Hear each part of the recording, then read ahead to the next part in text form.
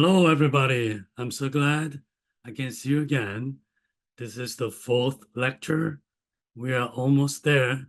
Before the end of the lecture, we can think about how to make a real peace on the Korean Peninsula and its implication toward world peace. But prior to that, I need to discuss the importance of American peace, the role of the United States, so-called Pax Americana. So today's lecture's subtitle is Struggles and Challenges and Threats in the Era of Pax Americana.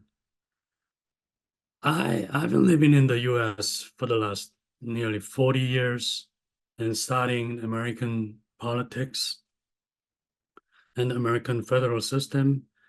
I have a special feeling about the greatness of American political system because I've never seen such a unique system of federal, state, local kind of power structure. So power is divided, you know, vertically.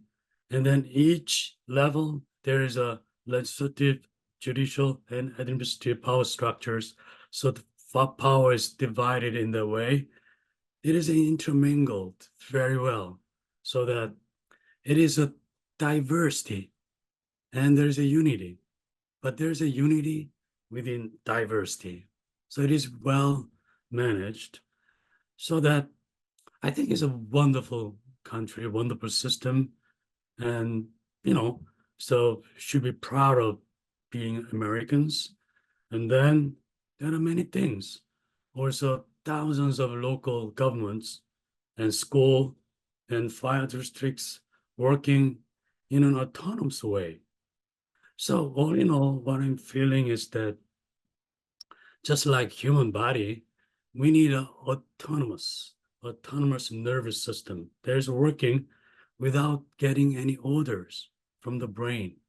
But dictatorship, actually political dictatorship, paralyze this autonomous nervous system, political and social system. So that's somehow I have a thought, before beginning today's lecture. And in that regard, American role in modern time is huge. It cannot be underestimated. During the early part of 20th century, as you discussed, the U.S. involved in World War One and World War II, and in 1945, we ended fascism and imperialism. And during the World War II, the United States fought against imperialist forces, so that after World War II, we got so many new nations, so liberated from former imperial states, colonial states. So that's what the United States did, in an unprecedented way. The United Nations, there are, 190, near 200 new states. That's amazing. So after World War II, the United States fought with the communism, as we discussed. This is wonderful.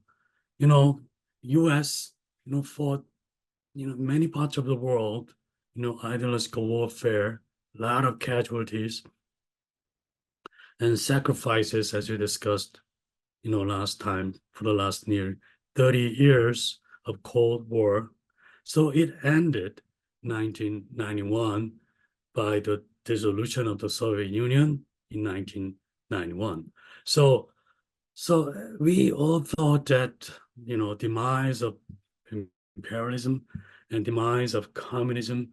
So Americans should be proud of what it did in the and at the end of 1991. So I'll see what's happening next in the 30 years from 1991 to 2020, just prior to starting COVID-19. So I'd like to remind you that before conclusion again. So Korean DMZ is kind of cultural forces. We need cultural healing. We need sort of religious healing to get a real world peace. So that I'd like to emphasize again Korean DMZ as a linchpin, cultural and religious healing that we needed, along with the safety ring of US democracy and other, big powers kind of wishes we need to accommodate. We need such a safe ring that is linked by these forces of cultural healing. That's I want to emphasize, throughout this lecture. So our title is Struggles in a Global Market Economy, 1992. So it is for the first time it became global market economy out of so-called communist controlled planned economy. So US emerged as a sole, hegemonic power in terms of military and economic and political. So President Bill Clinton, so he, made a lot of economic mechanism, global. First, it was APEC, Asia Pacific Economic Cooperation in Seattle, 1993. And there is a NAFTA, North American Free Trade Agreement, Canada, US, and Mexico. And as you know, World Trade Organization, 1995. It's a huge difference, kind of very promising kind of global economic framework. And then, as you know, that China is, all along getting along with US well since the end of 1970s. After Mao, Deng Xiaoping is invited to the US, and during the Carter administration, US and China has a diplomatic ties. And then China shows some kind of power shift within the political parties. So the US kind of saw some glimpse of hopes that democracy can be burgeoning from China. But it was all, naive, wishful thinking, because later Deng saying was discovered that the Deng said that hide your strength and bide your time. That's what he said, that we didn't know that. And he also said that democracy is not suitable for China. That is innate in his thought. But what about Clinton and Bush, 8 years and 8 years? It was sort of naive and sort of hubristic kind of attitude. But Obama year seems like too late to correct the problem. And, China in the struggles in a global market economy, but they're growing very fast, unimaginable growth rate of 10%, a huge economy. And a lot of corruption is their struggles. And what about North Korea?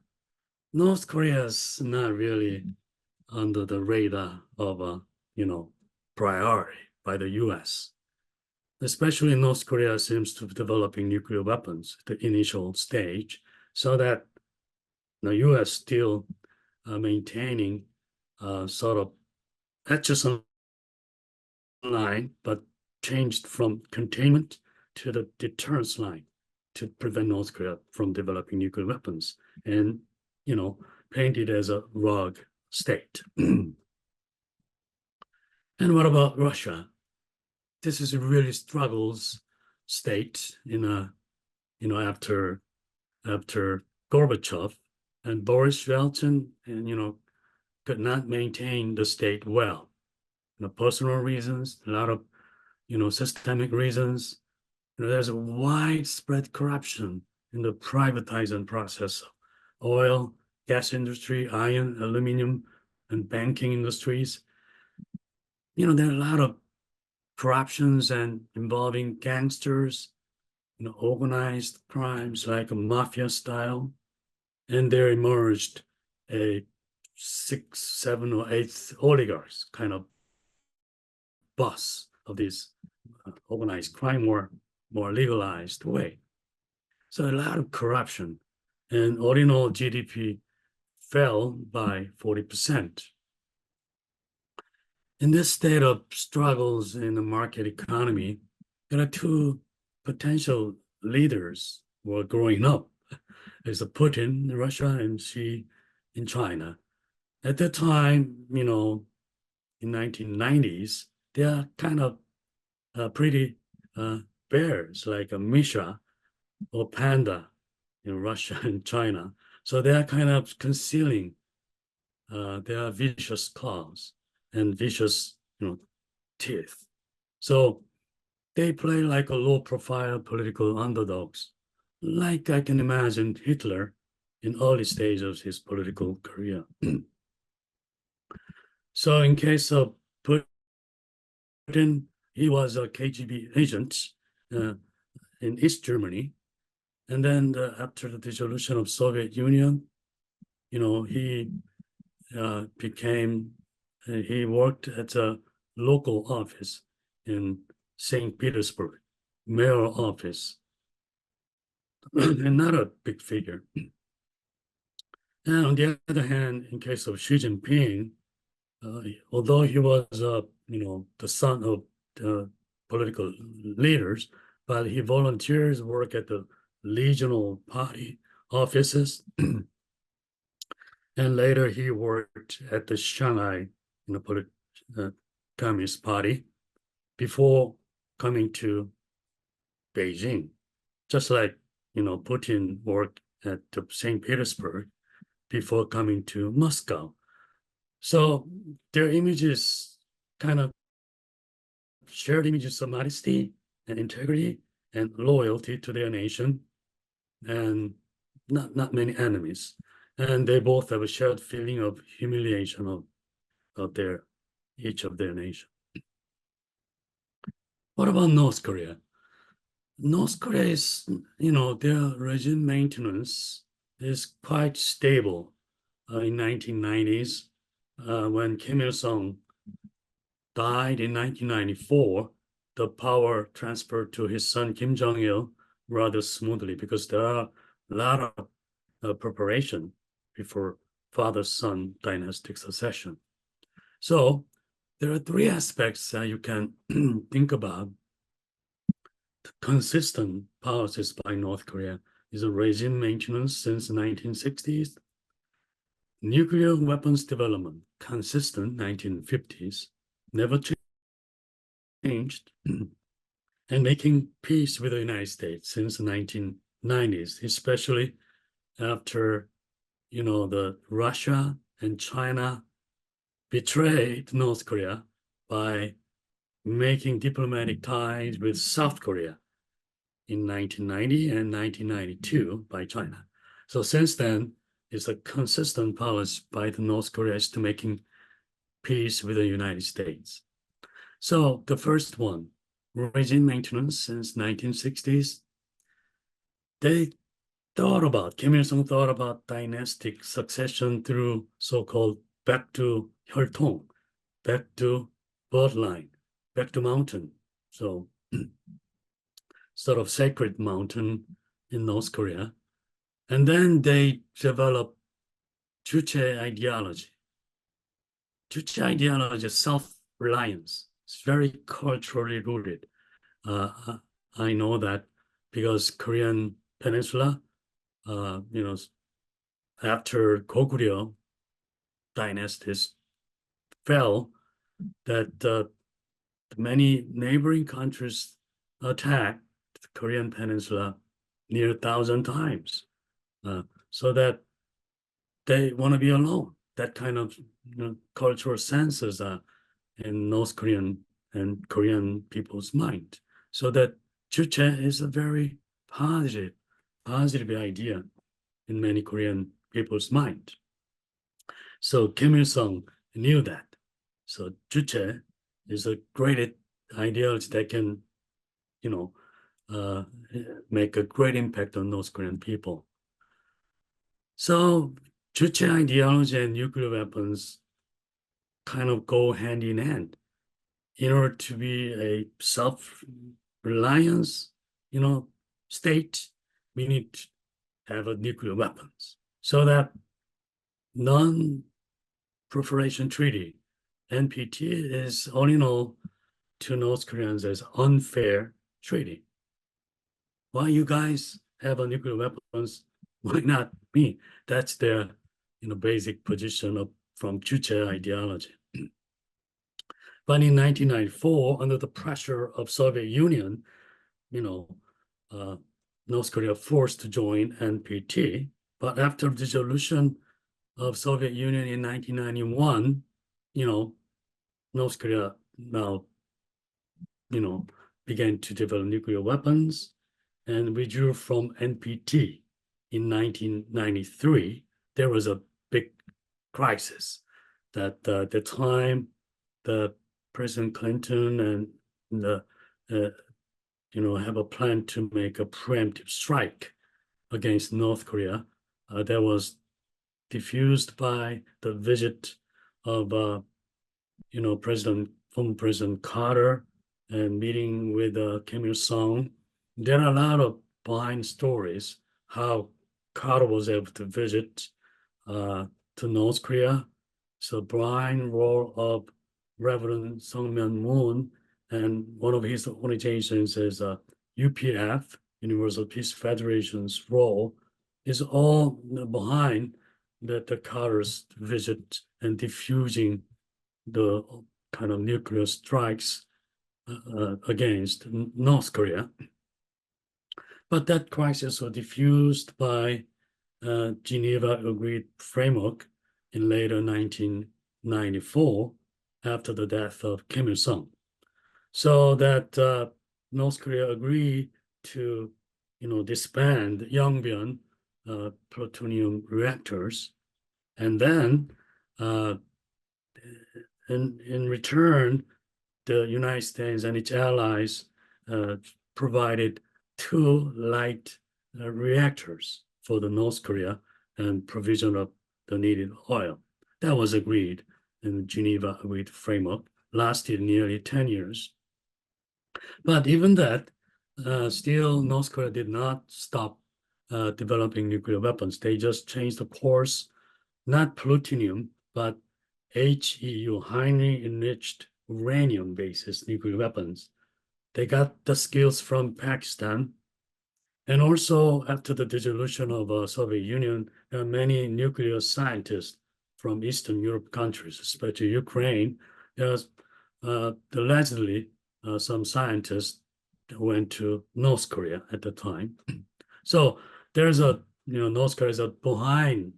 But in case of uranium-based nuclear weapons, it took much longer time, just 1 or 2, nuclear weapons per year if you work, continuously.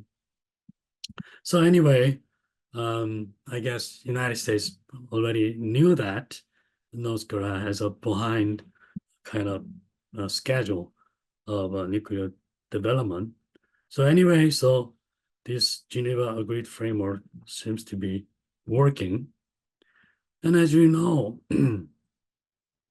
that the US, although did not give a priority toward the North Korean kind of policies, North Korea has a consistent policy of having diplomatic ties with the North Korea, especially, as I said, after the total betrayal by China and Russia of North Korea, and then they got diplomatic ties with both South Korea. So that at that time was the most miserable time by North Korea. No friends at all. It's just a few like Cuba or some countries in Africa. So I think this period is North Korea is trying really hard to make ties with the U.S. and the Clinton was about to make it by by making a kind of a agreed framework of no more missile test. That was agreed by Clinton and Kim Jong-il when Secretary of State Albright visited uh, at that time. Albright visited in later 2000. And then North Korean high-ranking military officers came to Washington, and Clinton was about to visit uh, North Korea, Pyongyang. It was a huge moment before ending his term. But maybe I talked about it last time that because of counting ballots of presidential election, that Al Gore and George Bush, there's a lot of problems and it delayed. And then finally, U.S. Supreme Court decided the result. So that's one of the reasons why Clinton did not go to Pyongyang. So there's a problem of U.S. priority failure, that while North Korea is really eager to make ties with North Korea, probably that's the last moment that we can imagine the U.S. and North Korea could have a diplomatic ties. But then next 20 years is a really struggles and challenges and threats. So now, new millennium, the challenges in the unipolar world, the American, supremacy has been challenged, and still DMZ as a deterrence line. So now George Bush, assumed the presidency, and there is an interesting remark that ABC by George Bush, all but Clinton. So everything what Clinton did was scrapped by George Bush in the beginning of his presidency. Unfortunately, George Bush's North Korean policies was on hold. George Bush did not continue what Bill Clinton left at the end of 2000. You know that year 2001, there's a 9/11 attack by Islamic extremists. It was kind of religious, kind of extremist strife. Never imagined, as began the global war on terrorism. And you know that the war in Afghanistan lasted 20 years. Can you imagine? 20 years.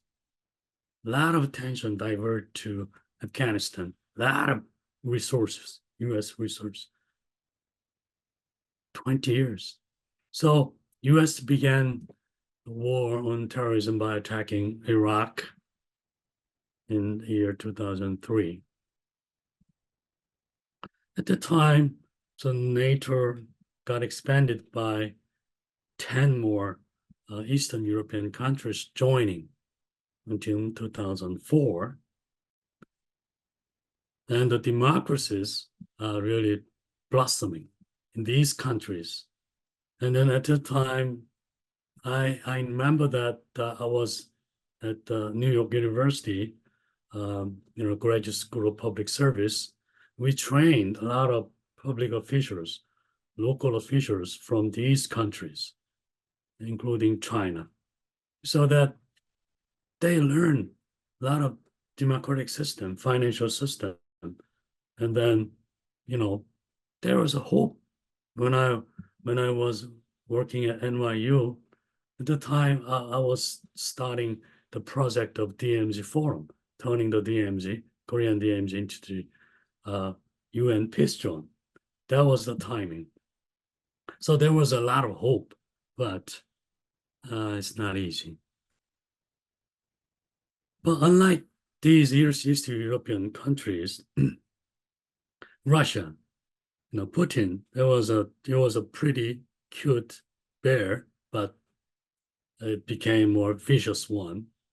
So in the year 2000, after Yeltsin, he became president and seen as a savior for Russia, troubled by these eight oligarchs, corruption, and by crushing down the Chechen violence within Russia, he aimed for greater Russia, and strongman image of Putin was really applauded by many Russians. So he became more and more dictators style. So he showed his teeth in 2007. The famous Munich speech of Putin is a security conference of dozens of countries gathered in Munich. And at that meeting, Putin blatantly challenging the United States, unipolar world should not be that way, permanently. And next year, as an action, Putin invaded Georgia. At the time, Georgia and Ukraine are kind of discussing about joining EU and even NATO. So that's why Putin decided to invade Georgia, kind of using the Russian people living in border area of Georgia. That reminds of Hitler at the beginning of World War II in attacking Czechoslovakia, that there are many Germans living in border areas of Czechoslovakia. So that's how Hitler invaded Czechoslovakia to protect Germans. So in this case, to protect Russians, Putin invaded Georgia. And remember 2008? I'll talk about later. That was a date of an opening ceremony of Summer Olympics in Beijing, China. So challenges by China is more by economy. Many, in retrospect, that one of the biggest mistakes by US policymakers is allowing China to join WTO, but it's all gone. Anyway, at that time, the growth rate of Chinese economic development is unprecedented and unimaginable. So by the end of 2020, it is almost 70% of total GDP of the US. So there's a huge challenge to US economy. All in all, it's okay. Any nation is growing economy if it's beneficial to worldwide and neighboring countries. But in case of China, it is kind of empowering its power over neighboring countries, and too much focuses on military power and at the expense of its own people, kind of digital police state. And, there's a lot of corruption in there, but at the same time, more dangerous thing is kind of dictatorship within and outside, trying to exert its power, its way of, controlling worldwide. That's why, the Chinese economic expansion is the problem. Economic growing itself is not a bad thing. At that time, 2008, the subprime mortgage crisis, the famous US financial crisis, these are challenges within the US and China. In the year of 2010, it became the second largest economy. 40% of US GDP it neared.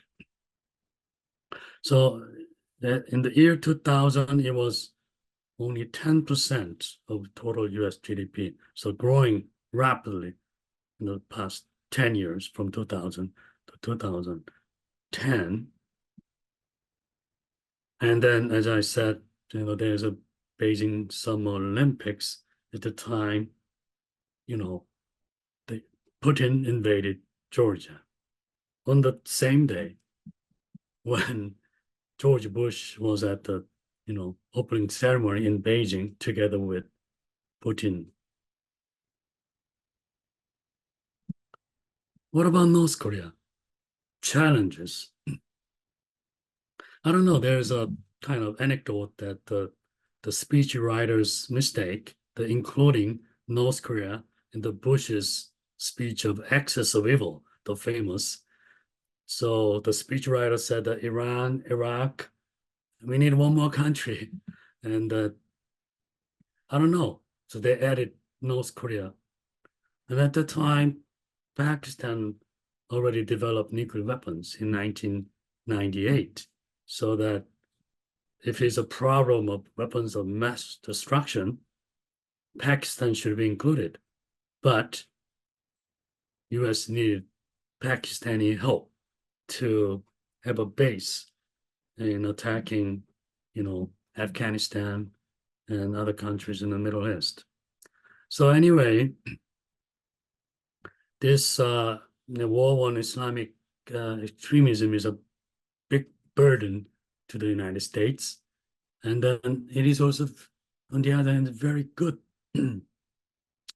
for Russia's economy. The Putin's oil and gas businesses are booming because of this war on terrorism. That's why Putin maintained nicely, and also one of the biggest accomplishment is agricultural reforming in Russia. So the self-sustaining agriculture is done by Putin. So Russia has a food and fuel kind of autonomous, state. And because of that excess of evil speech, North Korea got angered and withdrew from NPT, and Geneva Convention reform dissolved. And of course, the US knew that despite the Geneva Agreement framework, North Korea continuously developed nuclear weapons. I believe US intelligence knew it. But anyhow, US trying to, suppress nuclear development by North Korea by holding the six-party talks, by pressing China to play the role, but obviously it's not effective. Because you know that from the North Korean point of view, China and Russia and Japan and South Korea as immediate enemies to North Korea. There's the only country that North Korea want to have a diplomatic ties is the US. Then the US got involved 5 other nations that North Korea did not want to talk. So that, North Korea's kind of intention is not really genuine in six-party talks. So the result is 2006, the first nuclear test. Bush era. In 2009, that is Obama. There's a second nuclear test. And then still the DMZ has a deterrence line that don't know what to do. So it is so-called strategic patience. So at that time, North Korea has a problem of a succession from Kim Jong-il to the next generation, because Kim Jong-il had a stroke in 2008, so that there's a health problem of Kim Jong-il from 2008. So there's a lot of kind of military provocation by North Korea, like a Cheonan naval ship sinking in 2010. But major challenges, nuclear test 2006, 2009 is a big blow to US policy toward North Korea, the US policy of deterrence policy. Now 10 years of escalating threats to the great Pax Americana. Now, China is no more biding time, no more biding. It totally exerted its teeth and claws. It said Chinese dream speech, 중국夢, that Chinese way of socialism and Chinese way of economic development, one belt, one road initiative, 일대일로. And Xi Jinping blatantly said that Pacific Ocean is vast enough for both powers. In 2015, when China reached 61% of US total GDP, economic power, and Greater China. And what about Russia, Putin? It annexed Crimea 2014 for Greater Russia. It reminds me of Hitler's annexation of Austria at the beginning of World War II. Like many people living in Austria is Germans, just like in Crimea, majority of people are Russians. So there's not much kind of resistance by US and Western Europe countries when Putin annexed Crimea. So it's escalating threats, blatant threats. The biggest threat is kind of a personal bond between Russia and China. During the Cold War, one of the best policies by Kissinger, the Nixon administration, was to divide two big communist states, China from Soviet Union. So there's a down from at the time since 1970s, so that China and Russia has a competitive relationship. But unfortunately nowadays, the two leaders of Russia and China became very close, so-called personal bonds, like in terms of age, only 6 months apart, same age, and both have a savior characters of anti-corruption in the state of controlled economy, controlled capitalism. And they both seems that share the Hitler's extra living space concept, trying to expand their territorial, expansion. There's a wishful thinking about territorial expansion and maintenance. And also, they both share animosity toward the US policies, kind of containing. And innately, both leaders have a KGB-style kind of police state. Police-style state meals are terrorism, assassination, and poisoning dissidents and suppressing dissidents, through media. There are a lot of AI technologies are used, many ways, very advanced style of police state. What about North Korea? It's similar. Kim Jong-un, assumed power in 2011 after the death of Kim Jong-il, his father, in December 2011. He was 27 years old, very young, relatively. And another problem is so-called back to 혈통, back to bloodline, because his mother is the third or fourth wife, and Go Yong-hee, his mother, born in Osaka, Japan, 1952.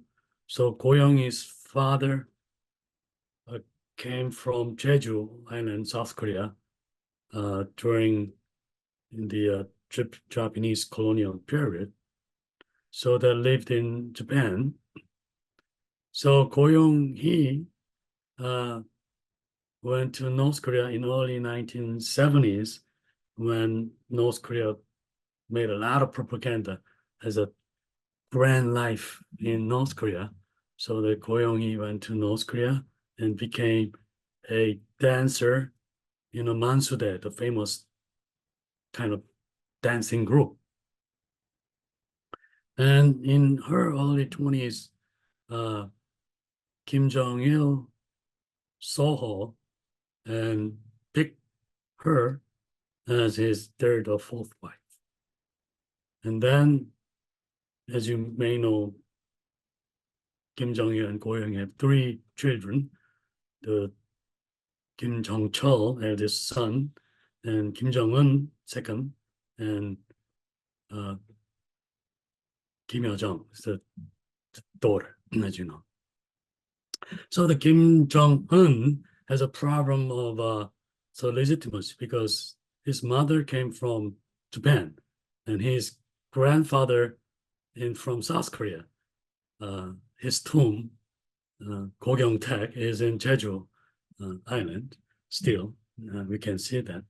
So that's why Kim Jong-un trying to show his legitimacy by showing strength in economy and strength in military power. So all in all, he kind of put his whole efforts to develop nuclear weapons. So as you see, he completed nuclear weapons, not just nuclear test.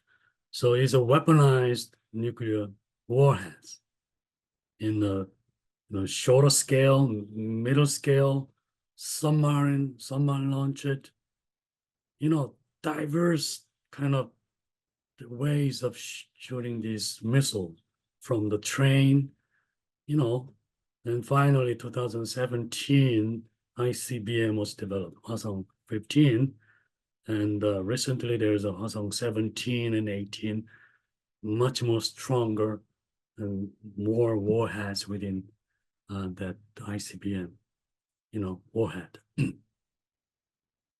So deterrence policy by US is now seriously challenged. Many US policymakers acknowledged, although they don't want to say, it's a failure. I understand. Nobody wants to say our policy failed, but we got to overcome that kind of mindset of negating the failed US policies. So remember, I posed the question that whether the viruses of fascism, imperialism, and viruses of communism, dormant, intermingled, and mutated.